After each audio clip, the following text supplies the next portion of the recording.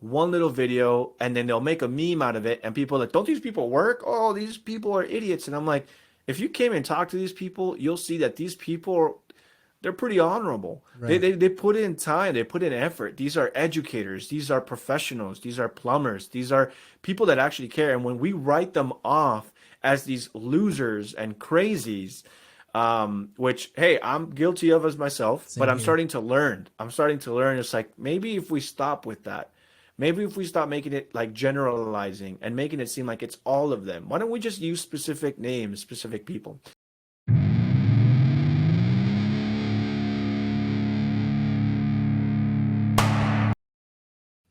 What's going on, everybody? Welcome back to my YouTube. I am super excited to have this next guest on.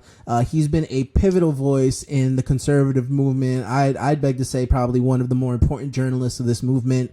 I'm super excited to hear what his thoughts are about the Biden administration, what's going on at the border right now, and everything in between. From Informed with Anthony Cabassa. Thank you for being here, man.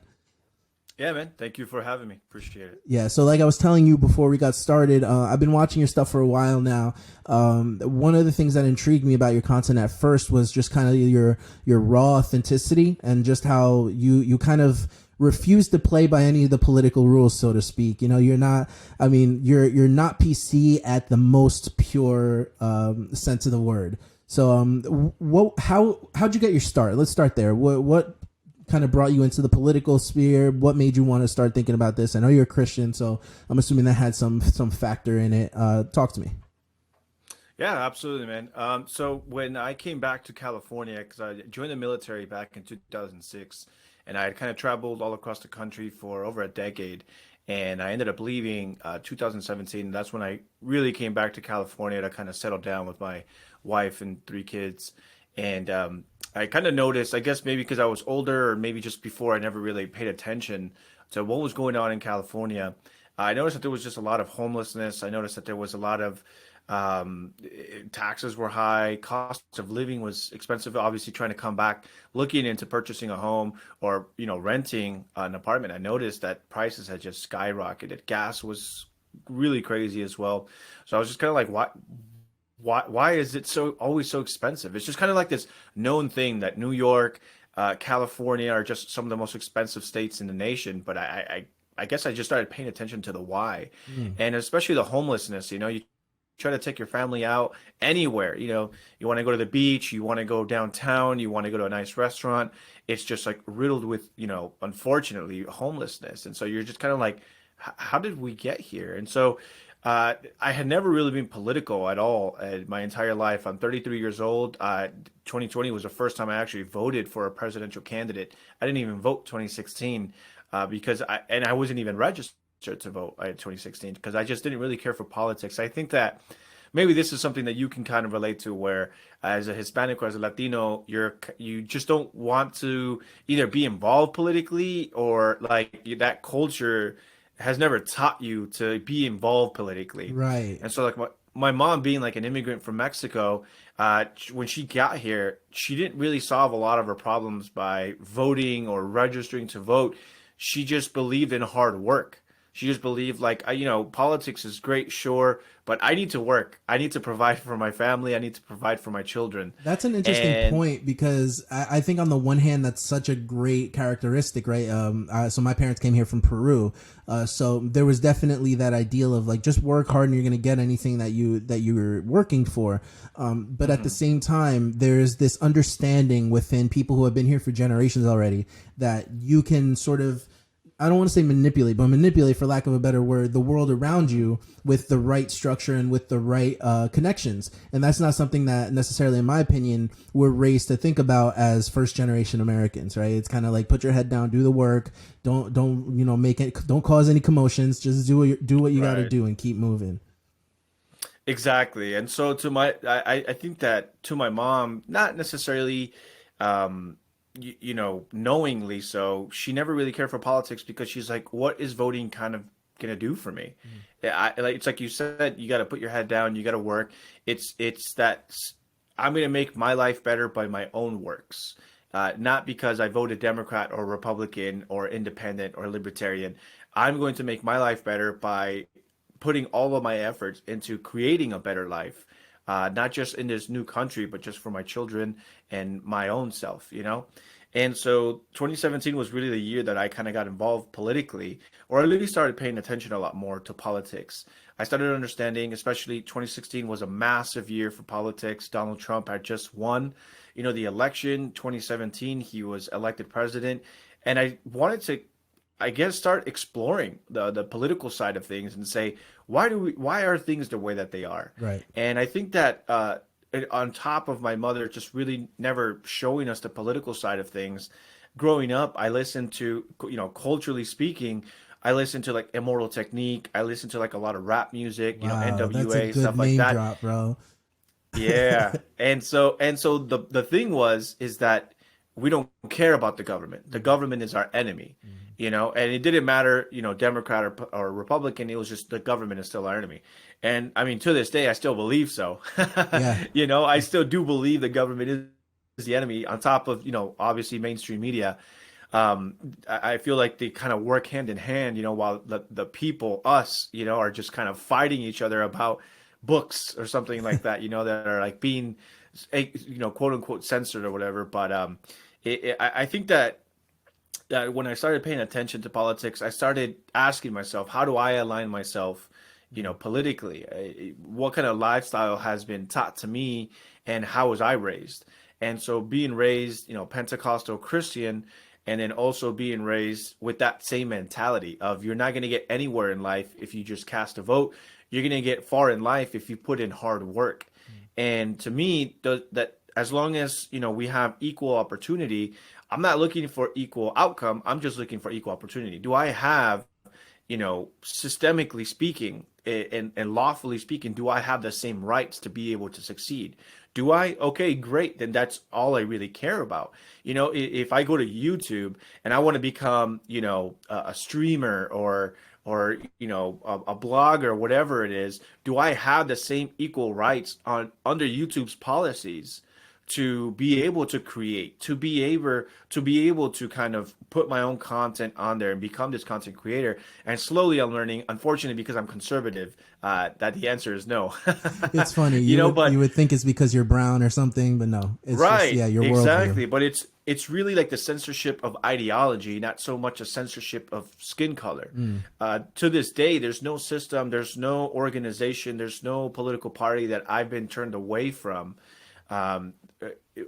Granted, I haven't tried to join a lot of political parties. I've only been really Republican, registered Republican, but I've never really been turned away from anything, at least growing up, because of the color of my skin. It's always been, are you smart enough? Did you earn it? Did you work hard enough? And I think that to me just always stuck with me. And so at that time, I was just like, I think I'm going to join the Republican Party because they are about equal opportunity, but they understand that equal opportunity does not mean equal outcome. Right. And I see, the vast difference in the left side of politics where they demand that everyone be equal. And I'm just like, it's just not possible. Right. And it also creates a dual kind of classism, right? Like it's like they demand everybody's equal, but ultimately somebody has to decide how equal, right? There's the famous little like quip, equal but not that equal, or equally poor, right? But I think it's interesting that you talk about the censorship of ideology, because I think that's something that a lot of people who are apolitical or they're not paying attention to politics don't necessarily grasp. Like, you're just playing, like, people will tell me all the time because of the stuff that I talk about, well, you're just kind of playing the victim as a Christian or as a conservative or whatever. And I'm like, there's a real problem within mainstream America where people are being discriminated against because of what they believe in. And I think that's a sneaky tactic on the side of the left to disguise their hidden agendas in the form of like, well, you're just not equal enough, or you're not progressive enough. You don't understand the struggles of the black community and stuff like that, even if you are a black person and you don't believe the way they do. Which that brings me to kind of my next question that I have for you, which is what is it as a Hispanic or a Latino growing up, or now that you're in politics, what is it that you're seeing is the role of that? Do you think that there is an identity politics thing, for lack of a better word, to play into, or do you think that just the idea of Latinos being a monolith should just be completely thrown away, and we should just be arguing on the backs of merit and meritocracy, and things are the way they are because regardless of who you are? Do you think there's a role to be played within the color of our skin, or no? I definitely do. I know that the right is very, keen on, screw identity politics, this and that, but then they get angry when Mr. Potato Head goes to Potato Head because they want that Mr. in there. Right. So I think that it's multi-level for sure. It's not just one solid answer, and of course you're gonna have a lot of different arguments for this. But I think that one thing that I've always said in joining a lot of the leftist protests and kind of interviewing people, I think the one thing that they get right is the representation that they have. It's having these organizations that represent these cultures, these different identities, and to me, I am very proud of who I am. Granted, I understand we can't control the way we are born and stuff like that, Right. but those are all just very boring talking points to me where we should just be like, hey, we're all American. No one is different. Everyone is equal. And I'm like, no, that's not the truth though. Right. Everyone is made uniquely. And I think that God didn't make a mistake in that matter. Now, I would say I'm on board with identity politics. I do agree that there needs to be representation. I think that every culture deserves a seat at the table. And here's the thing is that the left has just been so good at it that they've kind of hijacked identity politics to mean something that I don't think was meant for it to be. And what I mean by that is that I believe that there should be Hispanic GOP organizations. We have the Republican Hispanic Assembly, for example, and then you're going to have little subgroups of people just culturally identifying like, hey, look, I am a Hispanic. I want to be able to speak on behalf of Hispanics. One example, like last night, I was noticing. And this is nothing against Candace Owens and everything that she's worked hard to build for. I get it. She built her platform and everything. But they had her on Fox News talking about the immigration problem and talking about why Hispanics are leaning more conservative. And to me, it's kind of like, well, why would you put Candace Owens on there? Anyone can understand a problem, Right. but remember, the problem is not about everyone understanding the problem. The problem is we're trying to get moderates and leftists to see our point of view. And unfortunately, the way they'll do that, everyone is tribal by nature, is they want to hear another Hispanic say that. People are just like that by nature. When my mom first came into this country, she didn't move to a majority black community. She didn't move to, Koreatown. She didn't move into, little Chinatown. She moved to wherever she knew there were other Hispanics and Latinos.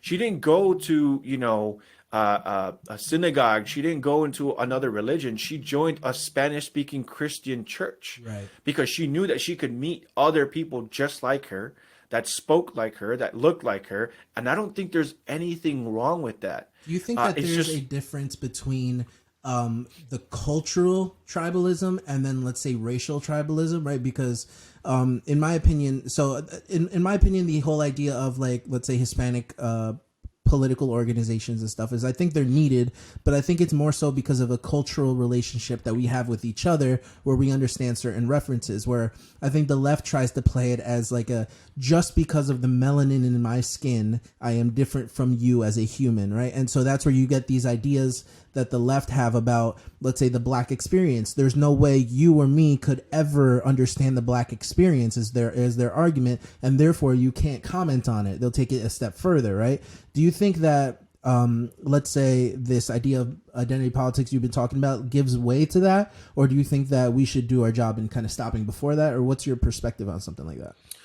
Well, I definitely think that, again, there should be a seat at the table for everybody. And I think that the one part where the Republican Party just absolutely sucks at is that they don't have people seated at the table. Yeah, that's They true. don't have people. I mean, you need to understand that people are just tribal, screaming out socialism sucks, screaming out don't vote for what you fled, screaming out all these things at the top of your lungs. People aren't paying attention. There needs to be culture around that. There needs to be dialogue. There needs to be leaders within that community explaining that. And that's kind of why I've created my podcast in Spanish, is to kind of bring these other Spanish speakers to, like you said, it's like, well, look, we know it because we fled it. We are it. Right. And so therefore we know we can communicate it with the left.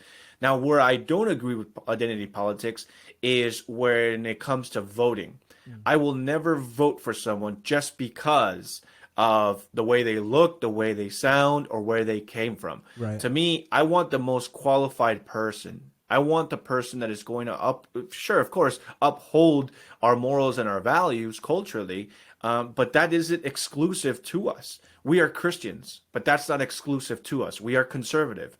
That's not exclusive to us. We care about migration, but that's not exclusive to us. It's one of the talking points, sure, Right. but it's not exclusive to us to the point where we should be electing people saying like, well, you can't understand. No, Right. yeah, you can. Like, for example, Governor of Texas, he probably has a way better understanding of what's happening at the border because he's been governing a border state. He probably knows a lot. He definitely knows, not maybe knows, definitely knows a lot more than Alexandria Ocasio-Cortez Right. because he has these daily briefings.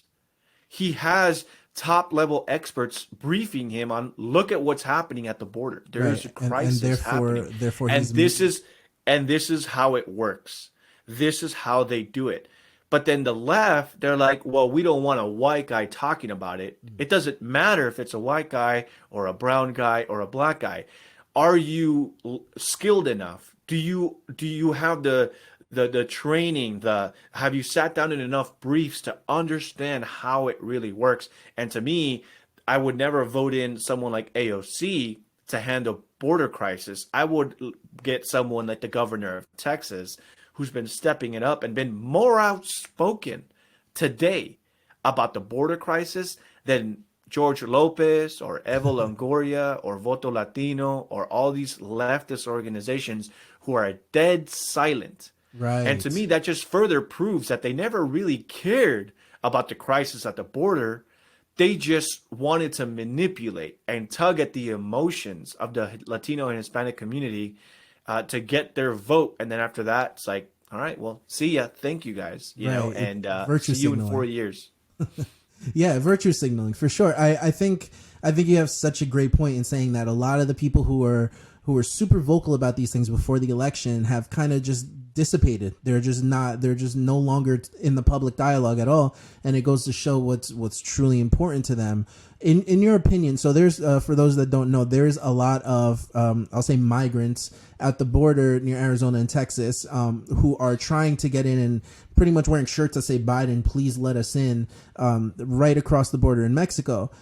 In your opinion, what should Biden, the Biden administration, or even more locally, what should the people of Texas be doing about this? Do you think that it's something they can push back? How should they handle it? Well, I think that there needs to be consistency, brother. And Mm. what I mean is that is there a pandemic or is there no pandemic? Are there unemployed Americans right now or are there not unemployed Americans right now? Is there a crisis with Americans? Is there record unemployment? If those things exist, then why are we allowing people, anyone? It's not a race issue. It's just why are you allowing anyone to come through the border or to even immigrate to the US when there's a crisis here at home? I say this all the time. Imagine my children are going hungry and they have no jobs, and then I'm taking what little they have and I'm offering it to a neighbor. It doesn't make any sense. And so to me, the smartest thing that could happen is restore back the Trump policies of the stay in Mexico, and that we're not going to just have people come in and be able to apply at the border for either refugee or asylum, whatever the case might be. What is happening right now, it's a crisis because we are allowing these people to come 3 to 4 times as normal rates coming through, where you had the previous Homeland Security director basically saying 1,000 people a day is a crisis. Right. And what we're having now is 3,000, 4,000, 5,000 people a day. And that number is only set to explode because of your open border policies. When you tell people that you're not going to turn them away, when you tell people that children will never, ever be removed from these facilities and that we will try to expedite them and make room for them, etc. Well, of course there's going to be an influx of crisis. And to me, it I can't really take serious the people that say that they're the humanitarians, that they're the ones that cared about the children and the kids in cages, etc., when we are literally, again, listening to the experts, to the people saying we have 3 to 4 times normal rate. We have to, Jen Psaki, who's Joe Biden's press secretary, said the reason why we're opening new facilities is because we're taking COVID restrictions. We separate the children, social distancing, masking. Obviously, we don't want to open up the facilities to 100%. And she even questioned the reporter, like, "Are you suggesting that we just open up the facilities and let all the?" But then, literally a week later, headlines everywhere. Biden allows facilities to reopen to pre-COVID levels to allow 100% of the facility to be used. Wow. So I mean, where are these humanitarians now? Right. Right? There's a humanitarian crisis here in America. Why don't people care about Americans that much? And this is where, it goes back to the identity politics. You cannot, as an American, care more about the skin color or the race of the people trying to get in than your fellow American. If you are putting foreign people over your neighbor, that speaks more about you and how like you're not assimilating. You don't care for Americans. You don't even care for your own race here, because this affects Hispanics and Latinos here, already here. The people, over 11 million illegals, that's going to affect them as well. So how can you call yourself a humanitarian when all you really are asking for is asking for the government to take care of it? Right. You're not a humanitarian because you pay taxes into these problems. You're a fake. You're a phony. You're not. And they want to call themselves these, oh, well, we're the real Christians because we're passionate. There's nothing passionate about letting your fellow Americans continue to be unemployed, continue to not be able to make ends meet, and then demanding the government continue to tax these people at even higher rates. I think that's to the big take care caveat, of right? more people. That's the big caveat is having people try and come into the country and then saying that they deserve to, and on top of that, our government should pay for them, right? There's a great little sketch that Steven Crowder did that I love to bring up when we talk about immigration. They were talking about the migrant crisis. This was a couple of years ago, and he started calling progressive churches that were in favor of this, and he was saying, okay, so how many can we put you down for? How many, immigrants are you willing to house and feed? And they were like, oh no, we don't have programs like that available. Every single time they're like, oh no, we can't do that, because it's more about showing that you care than it is about actually caring. And I think that's one of the things that separates you as a not only a content creator and a political commentator, but just all around as a Christian father, husband. You're doing these things like cleanups in California, and you're doing these things that maybe aren't the most I'll say scandalous, but or shouldn't be the most scandalous, but simply because of the politics you believe in, those things get criticized. A cleanup in California is somehow now polarized, and you have people protesting the cleanups. I find that to be hilarious, honestly. Can you talk a little bit about what you're doing in that area? In the cleanups, you mean? Or Yeah. Yeah, so I had started doing the cleanups because, as most of my fellow Californians know, and especially Los Angelinos, that this place is a complete mess. And so this is just something that, again, I go back to my mother, that immigrant mentality of why wait around? Why wait around for the government to do something about it when we ourselves have the resources, when we ourselves have the power to bring about this change? And I think that that's kind of a problem with both sides, is that, we criticize the left because they want the government to do it, but then you ask the right to do it, and they're like, well, I'm busy, I work all the time, Right. oh, et cetera, et cetera. And so it's like, I kind of feel like neither side really wants change. We just want our political party to be in power.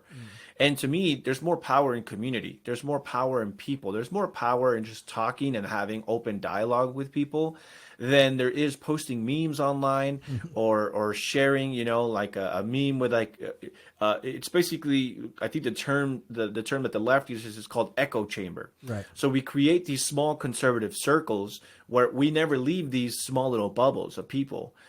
people saying like, I'm too scared to share this because I don't want people finding out I'm a conservative. And I'm Right. like, well, wait, what? You know? And I kind of like question that mentality of being so scared that even on your own social media, you don't want your close friends and family to know what you truly believe in. Right. You know, and that's really scary, especially in today's society where it's almost like God is asking us, please be outspoken. Yeah. Sitting back and doing nothing has done absolutely nothing to help us achieve anything in the culture war or engaging the community.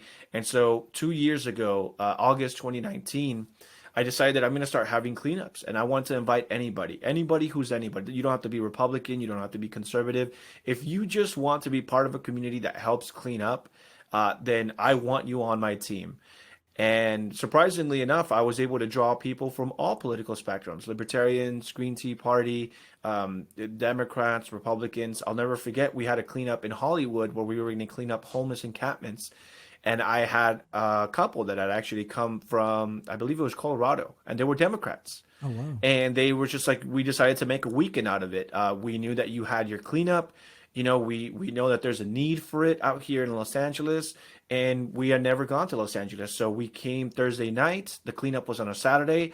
We spent all day in Los Angeles sightseeing yesterday as tourists. We're going to spend all day tomorrow, Sunday, as tourists. And then we fly home tomorrow night. But we really wanted to come to the cleanup because we like what you're doing. It's Wow. apolitical, and it's solving a problem that needs an answer. Yeah. And so I find a lot of value in that. I love talking to people. I love the sense of community, of reminding people that, hey, you know, you don't have to wait for if your candidate lost, you don't have to wait 2 years or 4 years for your candidate to win, for things to really start being fixed up.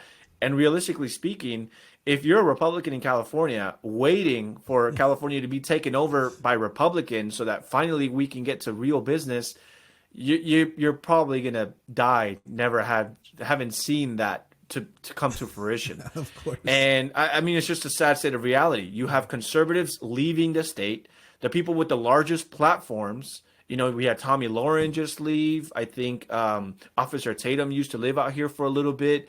Drew Hernandez from Lives Matter. You have all these people with the massive platforms and outreach to be able to do something, and they ended up leaving. And you know what? To no fault to their own, to each their own. Everyone's got a family. No one owes anyone anything.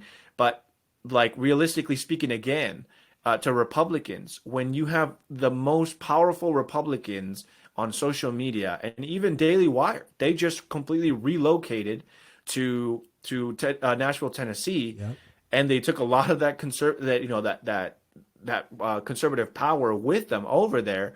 Then all that's left in California is the Republicans that can't afford to flee. Right. You know, and so let alone Right. us trying to the money together to be able to bring about real change. I mean, you have to target these communities. I'm reading a book right now called The Hispanic Republican, and it talks about how in the 1940s, 1950s, Hispanics were successful in recruiting for votes or gathering votes for Republican candidates because the Republican candidates would knock on every single door that Hispanics and Latinos would draw a list of and say, like, look, you got to knock on their door. You have to make that human connection. Yeah.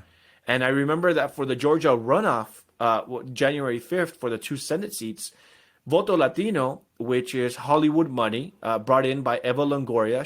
She's the founder of Voto Latino, or a co-founder, so they got that Hollywood money. They boasted, they gloated that they knocked on every single Hispanic and Latino family door in the state of Georgia. I think it was somewhere like 500,000 families were reached, Wow. or homes were reached. And I was just like, no wonder they won. You know, and again, I think that the problem is that the right, when you try to explain that to them, there's always like a knee jerk, well, it's because they have that Soros money, or they have that Hollywood money, or they have this and they have that. Right. But then when you ask people, okay, well, then let's start building, they're like, well, I'm just too busy. I don't have time. Oh, look at the time. I got to get going. Ooh, a Saturday? Ooh, I can't do that. And I'm just like, All right. Well, Yeah, well, it's funny because I've heard this said. I was at CPAC recently, and I heard it said a bunch. You know, Republicans know how to lose very gracefully, and they're yeah. very good at that. And it's a shame because you're absolutely right. Whereas we should be kind of creating our own institutions and creating things that are obviously conservative in value that we don't have to fear getting kicked off of. I think instead of doing that, we're sitting around doing, you know, whatever it is that Republicans do. Let's say, you know, going to work or whatever, and just making excuses pretty much. I also think there's a knee-jerk reaction when you talk about, let's say, the Latino vote and how effective it is. There's a knee-jerk reaction to say, oh, but that's identity politics, and that shouldn't be, you know, categorized that way. It's just that, you know, Latinos, or let's say the left has categorized them, so obviously they're going to vote leftist. There's almost no fight left in them to say, like, we're going to go and make sure the Latino community understands conservative values are more in line with who they are than the left is. So I do think that especially you having a podcast in Spanish, all of the outreach you're doing, I think it's important because it changes the culture, which is what I like to talk about on this channel more than anything. I like to talk about the fact that Republicans aren't doing as a good of a job as the left is in tapping into culture. You know, you can see like an AOC spot on MTV. You know, you can see, you know, BuzzFeed posting about, you know, Pete Buttigieg or something, but the right just can't seem to figure out how to tap into culture in that way. I think this is the closest we've gotten with, you know, podcasts and the internet and things like Daily Wire. What do you think the right should be doing more of in order to fight the culture wars and to really become relatable, not only to minorities like the Latino community, but also to young America, which is obviously the future, you know, 18 to 24, let's say that demographic?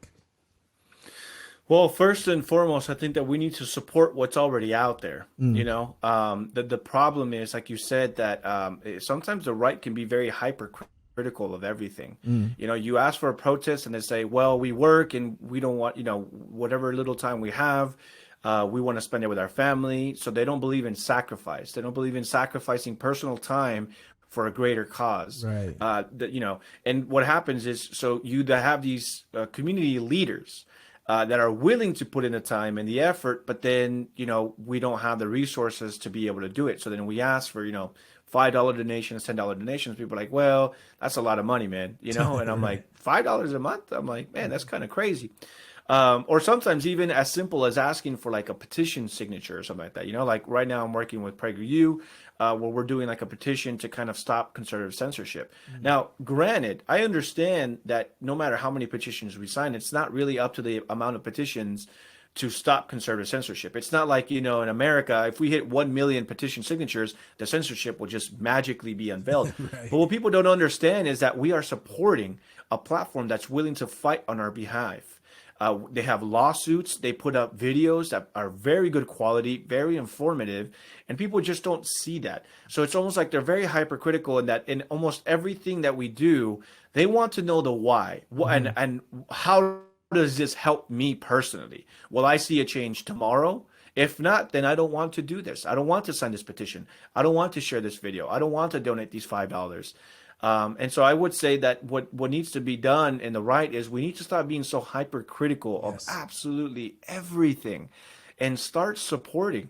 We talk about how we want to see these things, and when we're starting them out, right? So like people always tell me we need Spanish conservative news. And I'm Yeah. like, well, I can give you a Spanish podcast.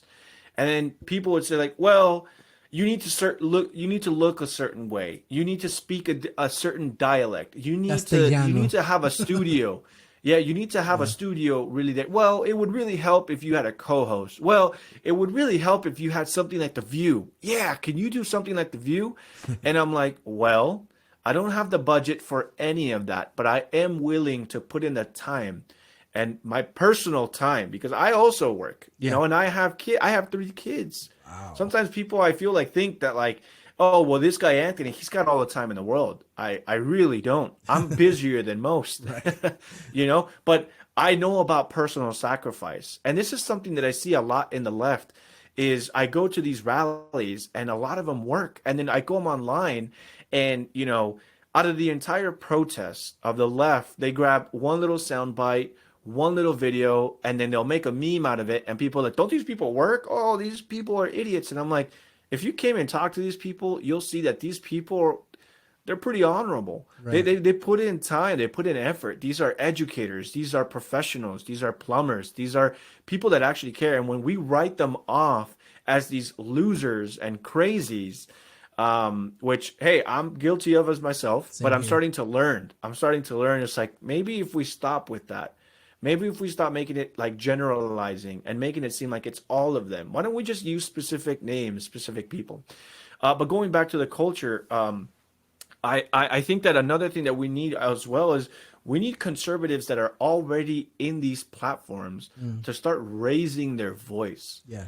There's a lot of people with the money, the resources that would be able to help us culturally, but because they don't, again, believe in sacrifice, they don't want to lose what they have, what they've built. And again, to no fault of their own, to each their own, you know. But they would rather not speak out and help culturally because they don't want to be blacklisted. Absolutely. Uh, I think one of the examples is Gina Carano, Mm. where I think it was a great way of cause and effect, where she was blacklisted because she refused to think a certain way, and she's not totally outspoken that she's conservative or that she's Republican or that she supports Donald Trump or the Republican Party, but Right. at the same time, I don't think that the Republican Party is worth sacrificing for.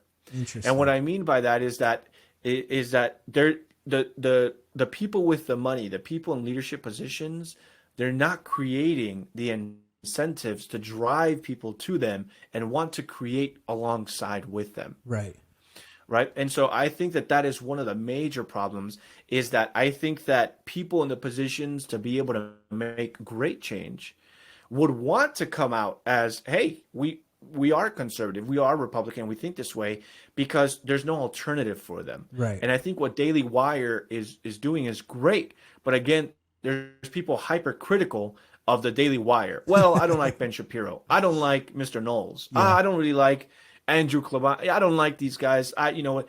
It's not about that at all. Right. These are the companies willing to make the sacrifice. They're Absolutely. willing to go to battle for us. If I could I add don't to listen. that, I think that there's Yeah, go also ahead. a disdain from the right for people that get rich off of making good content or conservative content. It's almost like if, let's say, you started a podcast, you blew up, now you have a big house, you're able to provide for your family very well, and you're successful.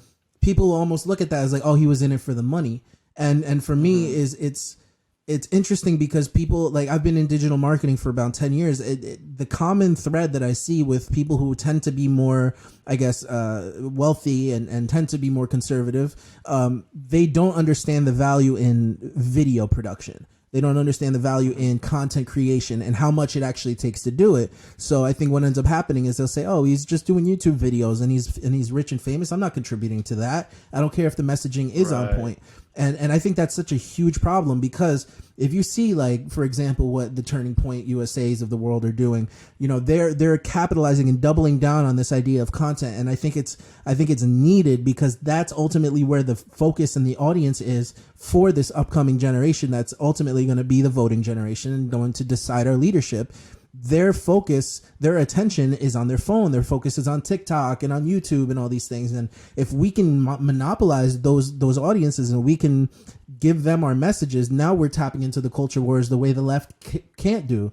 Which is why I think people love the meme thing so much on the right. It's like, the left can't meme and all that stuff because they're tapping into a side of the culture that the left can't wiggle its way into just by putting a check on it. But I think you're absolutely right. We have to be able to say, as a conservative, let's say I'm successful, I'm going to invest into these platforms or these channels and these people that are already doing it and kind of give them the runway in order for them to build a name for themselves and do some good for the cause, for the messaging.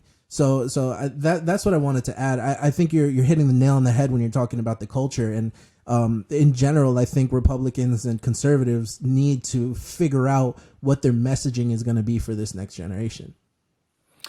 And going back to like the whole identity and having a seat at the table, I understand that nothing is given, everything is earned. Again, I have that mentality.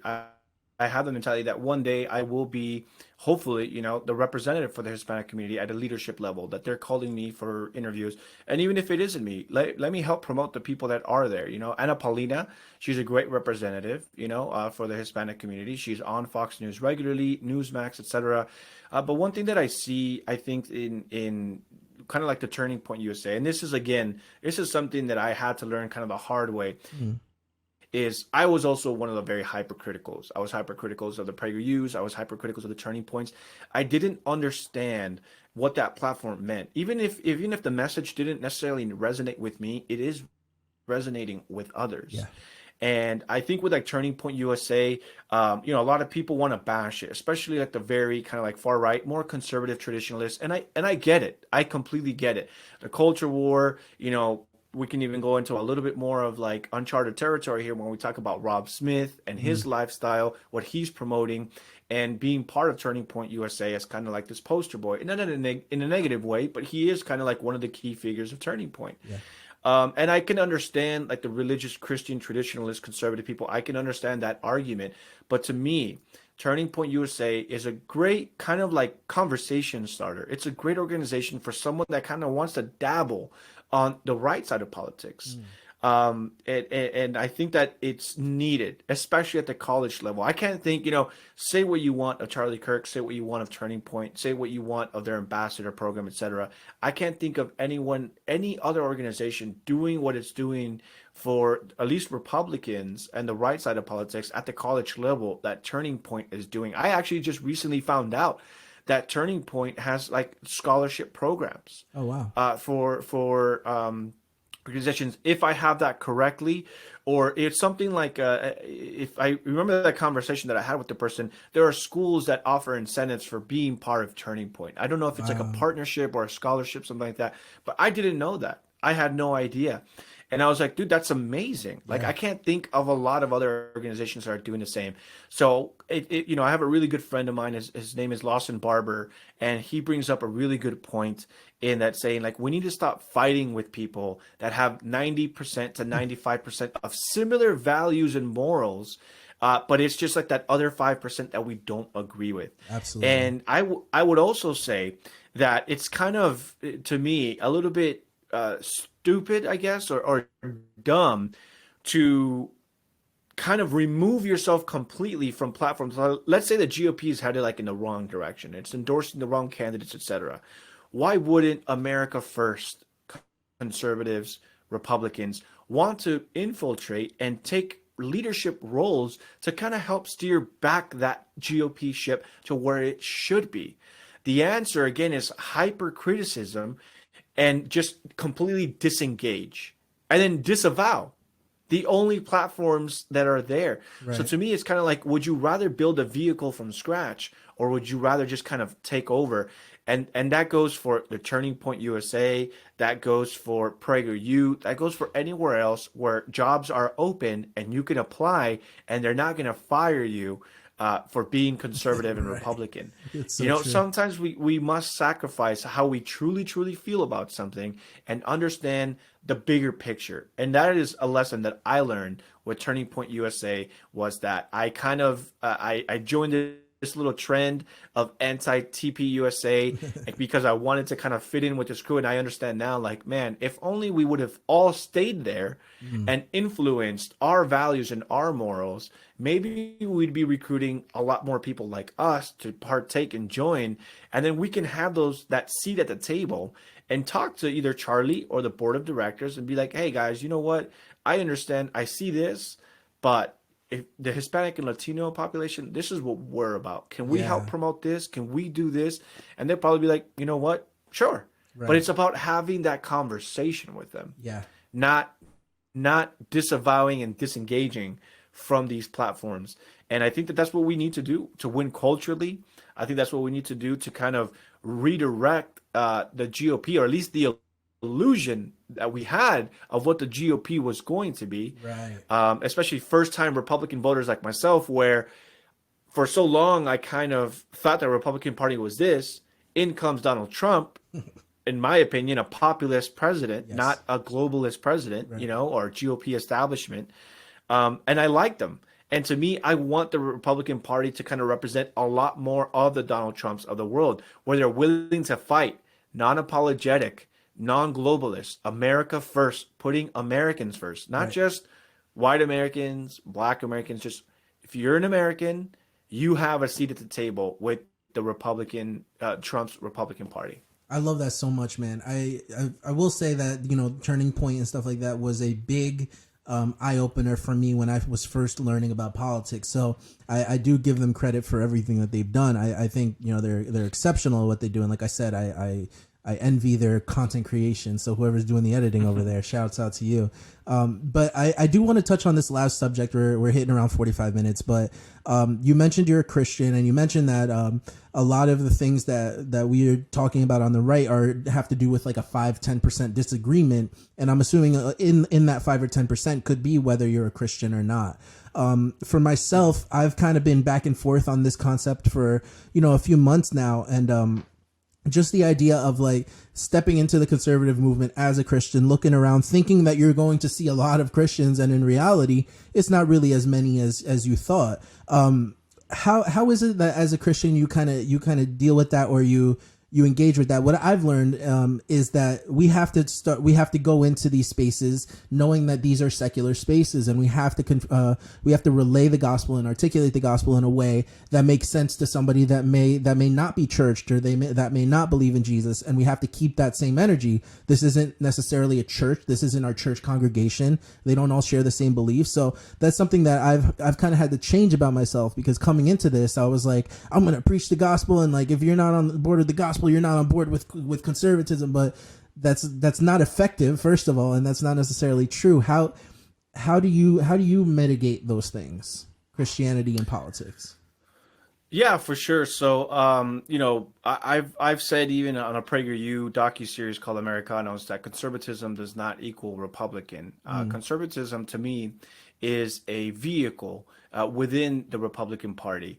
And what's great about kind of political parties, or not so great, depending on who you talk to, is that there are a lot of different vehicles for the Republican Party. And I fit in the conservatism, in my opinion, conservatism, traditionalist, America first, where a lot of those people are Christian and are Catholic. I've even met a lot of people that are conservative, and even though they're atheists, they've confessed to me that even though they don't believe in my God and my Jesus, they truly believe that a biblical way society is the way to a prosperous society with traditional values, conservative values, where we're not promoting, these foreign entities, these foreign gods, these foreign, way lifestyles to the West, where we're kind of like idolizing them, and we're propping them up and saying like, no, no, no, wait. We have to keep it traditional, and we have to keep it to the Western way of life. And I think that once people understand, and you brought up a really good point where you said Turning Point kind of helped you see the light. And what's great, and this is something that America First, I think, should really pay attention to, is that Turning Point USA is doing the marketing for our cause as well. Because once you're hooked to the Republican Party or the conservative movement, or just right side of politics, they put in the work and effort to drag you from the grass of the left, bring you into the right side, and then that is where I could potentially meet you at a Turning Point event and talk to you as a fellow Hispanic and Latino and be like, yo, man, so how did you get involved in this and that? We have conversations, and you start talking about things that maybe don't align like me as a Christian, as a conservative. And I'm like, hey, man, that you bring up an interesting point. Why do you think that way? And then you're like, oh, well, I saw it here, or I saw it there, or I remember being it promoted here. I'm like, yeah, man, but why don't we reflect on each other as Latinos and as Christians? What does the Bible say about that? What do you think conservatism really is? And so that's an opportunity to bring in these quote unquote real conservatives, real America First, real people that are trying to tackle the issues that are maybe not talked about at the Turning Point USA level.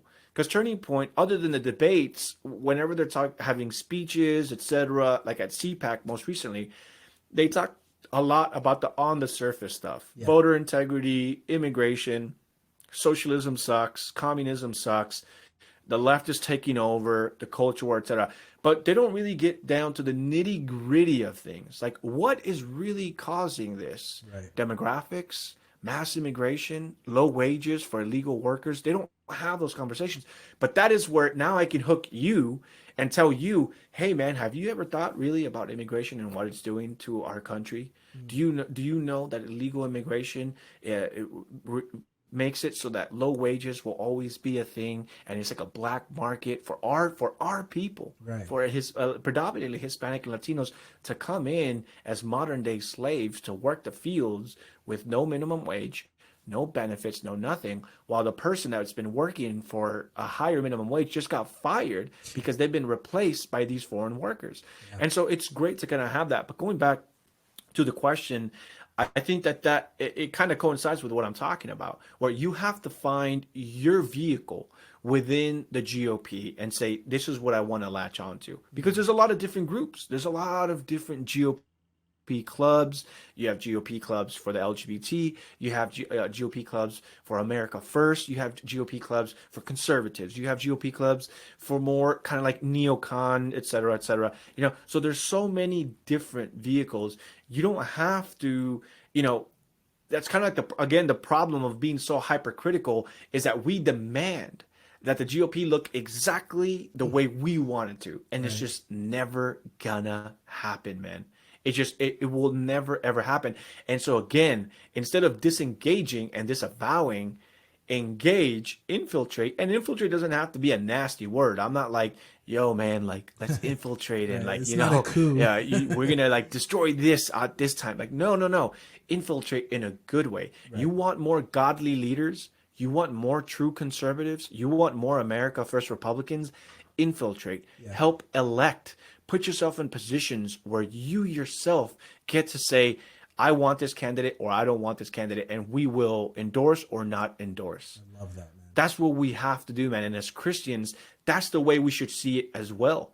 And that's the way I do see it. I'm not going to abandon the Republican Party because realistically, the Republican Party is the only one that at least has a vehicle for me. Yeah. It might not be promoting everything that I wish it was, but at least I have space within there, within that political party. See, if I went to the Democrat side, there's no conservatives out there. I mean, you have some moderates, some people that might think conservative, but they're willing to kind of sacrifice their morals and personal values for the greater good. Right. Which that's where you have your progressive Christians where they're like, well, I'm willing to overlook, the abortion. I'm willing to overlook the That's a whole legalized podcast in prostitution. itself, man. Yeah, exactly. But at least with the Republican Party, the things that we are sacrificing are not, don't look like personal and moral values. The Republican Party is not asking me to lose my abortion stance, to lose this. And that again, if we want for it to be stricter, if we want it to be more conservative, more Christian, then we need to navigate back into where we believe it should be. I love that, man. So we're running up on an hour now. I want to give you time to just shout out where where we can find you, what the projects are you're working on, anything that you want to plug. The floor is yours, man. Thank you. So at the end of the month, I'm going to be trying to schedule it for the last Saturday of every month where we are going to be doing a cleanup. So I believe it's March 27th from 9 to 12 in the morning, or 9 in the morning to 12 in the afternoon. We're going to be doing a cleanup. Again, that I've been doing for close to 2 years now. This is something that I'm really passionate about. But also, if you want to follow me on YouTube, Facebook, and Instagram, and Gab, I go by @InformedWithAnthony, and then on Twitter, it's just informed @InformedAnthony. And this is just a little small quip to people, but I know a lot of people are abandoning social media. I know a lot of people are saying, "Oh, why are you on Twitter? This is not." We're engaging culture. We need to create accounts for all of them, because how else is the message going to get out? This is again another mistake of mine where I've asked people before to kind of block and censor and get rid of the social media. But if we're not promoting the conservative message or Christian message, then how is it supposed to get to the people right? And this is again another problem of why are you not sharing it on your personal page? You Right. talk about how your friends and family are ignorant or are not listening to, but then if you're not sharing it, how am I supposed to get to your mom if you're not sharing my stuff with her, you know? Right. So I would just urge everyone, please, if you don't have a Twitter, if you don't have a YouTube, if you don't have a Facebook, a Gab, Instagram, please create a profile. Follow the people that resonate most with you and help share and bring their message out to people that need to hear it. So I love that, man. Anthony, thank you so much for taking the time to be here, man. Honored to have you on as a guest. Can't wait to see what's in the future for you. Just stick around and, we'll talk right after we stop recording. all right, thank you, Angel.